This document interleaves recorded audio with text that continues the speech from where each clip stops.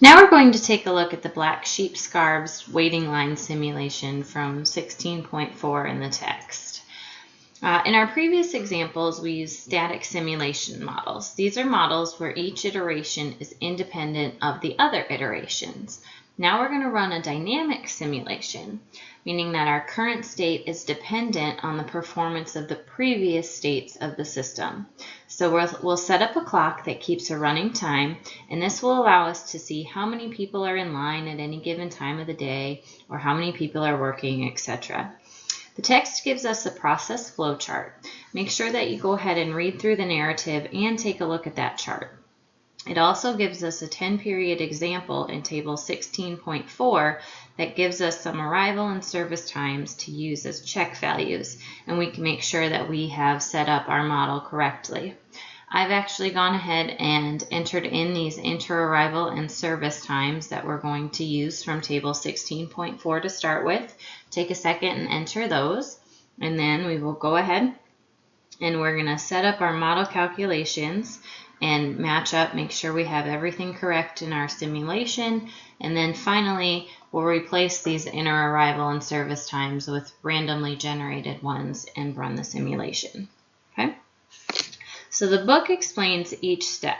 The arrival time and completion time, again, are going to be running clocks that are keeping track of these times for each customer. So we can do calculations to see if our service technician or our employee is available to work on the item or to help the customer when it gets there, or if the customer must wait in a queue before they can be helped. Okay, it can be an item, it can be a person in line, doesn't matter. The first period, or for our example, customer number 1, just serves as a baseline. The second period, or customer 2, becomes the actual calculation. We normally complete the first 2 lines, and then we can just copy the equations down from the second line. So to go ahead and get started, the first arrival time is just the arrival time calculated at random. So it's just the inner arrival time equals that one. The service start time for item 1 starts when they get there. So equals our arrival time. Then our waiting time equals our start time minus our arrival time less our arrival time. We know that the first person there, the first item there, doesn't have to wait. They're helped right away. Right? Then our service time, we're told, is 2.3 for this first run for our check number. So then we move on to the completion time. Completion time is going to be the service start time, so what time did we start it, plus the service time, how long does it take us to work on it. For us, it's 3.7. So far, these numbers match up with what we see in the book in table 16.4, so we're good to go. Okay. Now our time in the system is going to be our completion time minus our arrival time. What time did they leave? Our completion time minus what time they got there. 2.3. So now we're on to customer number 2, item number 2, and we need to calculate this arrival time. So we take the random inner arrival time and add it to the arrival time of the previous item or customer. So in this example, it equals 1.3 plus this 1.4 cell reference. Okay. Each of these items are coming in independent of how quickly they're served. So now we look at the service time. We have to check and see if our service tech is available to work on this item or if they have to wait until they finish another one. So we look at the arrival time when they get there, and we look at the completion time of the previous item. Okay, 3.7 is bigger than 2.7, so that means the tech is still working on item 1 when item 2 gets there. Item 2, customer 2, is going to have to wait until the tech's done. Okay, so now we're going to check this with an if function. So if our arrival time is greater than our completion time, then our tech can start right away. They can start at our arrival time. If not, we have to wait until the completion time to start. Okay. This is correct. We know that 3.7 is greater than 2.7, meaning when customer 2 got there, the tech was still working with customer 1. So now our waiting time, again, is just going to be the difference between the service start time and the arrival time. So what time did they start minus the arrival time?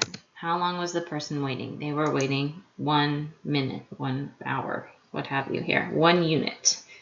Okay. Then we move on to the completion time. Completion time equals the service start time, so what time did we start working on it, plus how long it takes to work on it. Okay. Now, this completion time column, it's a running clock.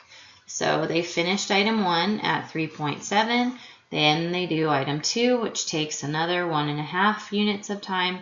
Now we are done with it at 5.2. So we can see this just keeps growing and growing. And finally, our time in our system, again, just equals our completion time minus the time they got there, the arrival time, 2.5. Now we're ready to go ahead and copy these down and make sure our numbers match up with table 16.4. So we only want these 3 columns and the last 2 columns. So we'll do these 3, just double click in this autofill box, fills it down to the bottom. Again, double click in the autofill box, fills it down to the bottom. Just quickly glance at what we have in the book. Make sure everything seems to match up. It looks like it does. So this means that now we're ready to set up our inner arrival times and service times based on a uniform and normal distribution. So we know from the text that our smallest value, our smallest inner arrival time is going to be 0, and the largest equals 5. Okay. So now our inner arrival time formula changes. We no longer have values from the book.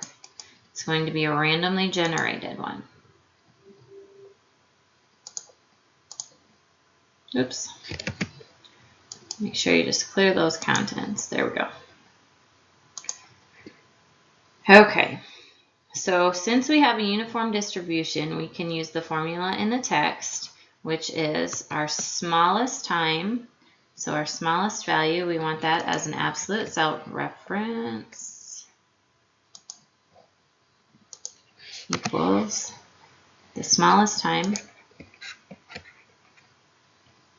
plus, parentheses, our largest time,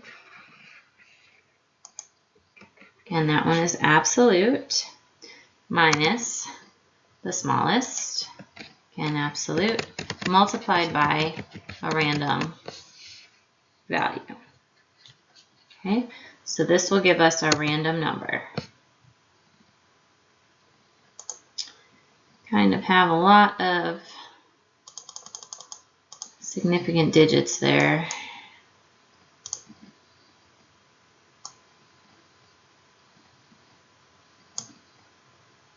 Change that. Okay, then we can go ahead and copy that down. Now we need to do a similar thing for our service time. Okay. Service time, we're told, follows a normal distribution, and we're given the mean and the standard deviation. So our mean is 2. Our standard deviation is 0.5. So now for our formula, we're back to that norm.inverse function equals norm.inv. Our probability, we want that to be random. Then we need our mean. That's an absolute cell reference. And our standard deviation. Again, absolute. Okay. Then we can go ahead and copy these down. And give it all 2 significant digits.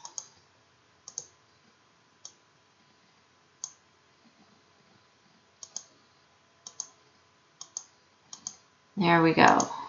So we can see, looking at what we have here, every time I click around, every time I change something, our values change. So sometimes, especially look at this waiting time one. As I click, that changes drastically. When I first let go of my cursor, we had, like, our first 6 people had 0 waiting time. Now it looks like we have quite a bit of waiting time. But now our book asks us to run this simulation 1,000 times. So go ahead and clear everything from row 3 down. Okay. Then we want to add 1,000 in here. So we'll go over to Fill, Series, Column, Step Value 1, 1,000. Stop value of 1,000. I was selected on 2 cells there.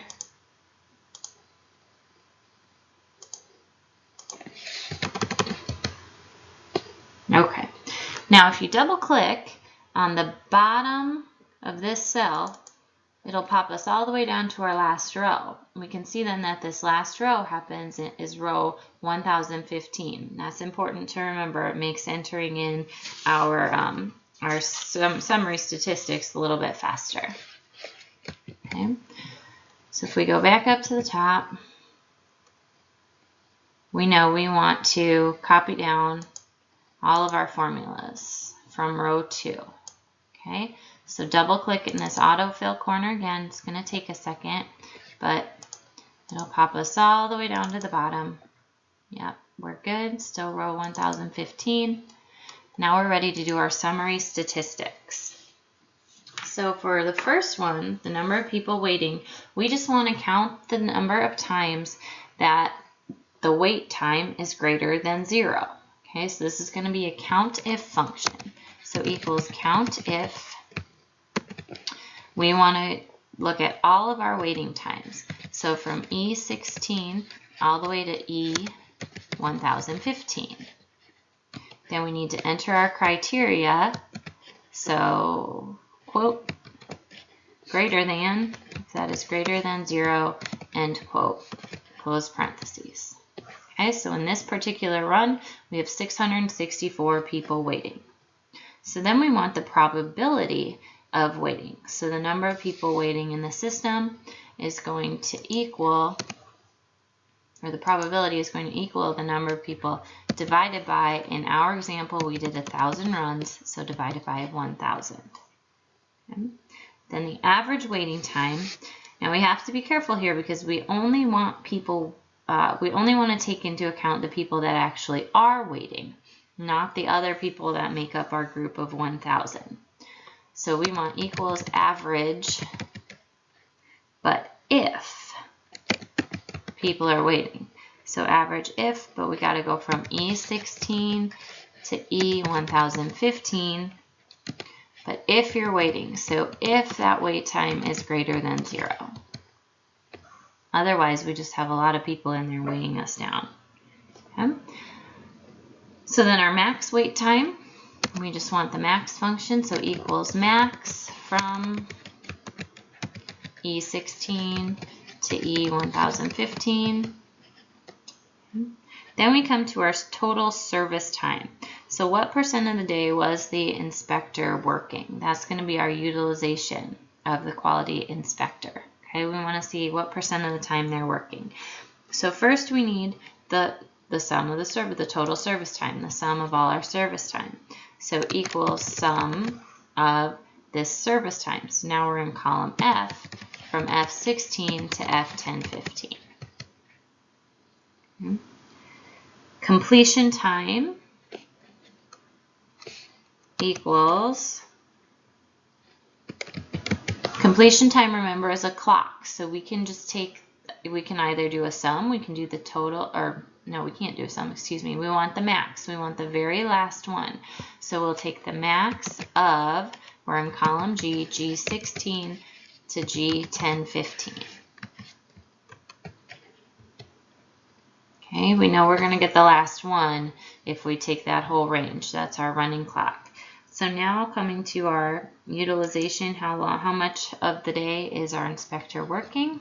This should be a percentage, so it equals our total service time divided by our completion time. So in this simulation run, our inspector is working 83% of the time. Okay. Then we have number of people waiting longer than 1 minute. So this is another COUNTIF function, but our criteria changes. So again, we're looking at wait time, so E16 to E1015, but now our criteria is greater than 1. Then the probability of waiting 1 minute, similar to before, equals the number of people waiting longer than a minute divided by our 1,000 people, 1,000 possibilities.